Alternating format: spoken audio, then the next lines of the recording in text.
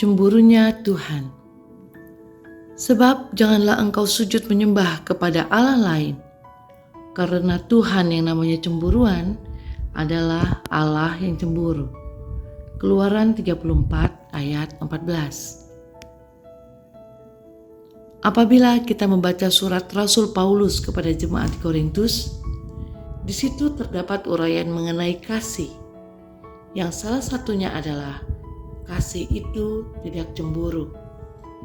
1 Korintus 13 ayat 4. Jika kasih itu tidak cemburu, lalu mengapa Allah yang adalah kasih justru disebut Allah yang cemburu? Bukankah hal ini seolah-olah bertentangan? Sebelumnya, mari kita melihat bagaimana kasih Tuhan. Berjalanlah Tuhan lewat dari depannya dan berseru, Tuhan, Tuhan, Allah penyayang dan pengasih, panjang sabar, berlimpah kasih setianya, yang meneguhkan kasih setianya kepada beribu-ribu orang, yang mengampuni kesalahan, pelanggaran, dan dosa. Keluaran 34 ayat 6 sampai dengan 7a. Kasih Tuhan itu tidak pernah berkurang, tidak pernah meleset, dan tidak dapat diingkari. Namun yang perlu kita garis bawahi bahwa jangan mempermainkan kasih Tuhan. Ada ketetapan-ketetapan yang harus kita pegang dan tuliskan di dalam loh hati kita. Bukan hanya pada loh batu yang Ia berikan kepada bangsa Israel melalui Musa, yaitu jangan ada ilah lain di hadapanmu, jangan sujud menyembah kepadanya. Tanpa disadari, ilah-ilah lain begitu mudahnya menyusup di dalam kehidupan orang percaya. Bahkan nyaris tidak bisa terkontrol kehadirannya.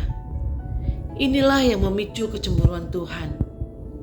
Dia yang mengasihi umatnya tanpa syarat, namun seringkali umatnya lah yang mengabaikan kasihnya dengan mengizinkan ilah-ilah lain membelokkan hati mereka dari tujuan Allah yang sebenarnya.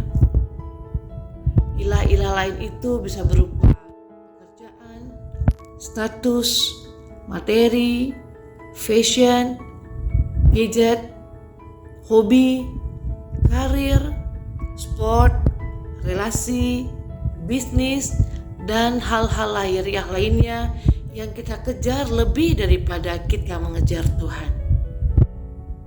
Kalau boleh jujur, bukankah waktu kita lebih banyak tersita untuk hal-hal tersebut daripada waktu saat teduh bersama Tuhan? Secara fisik memang kita tidak menyembah patung-patung maupun dewa-dewa seperti yang dilakukan oleh bangsa-bangsa yang tidak mengenal Allah. Namun hati kita terikat oleh hal-hal lahiriah yang sudah saya uraikan di atas. Hati kita cenderung condong kepada hal-hal lahiriah tersebut dan menyita perhatian kita.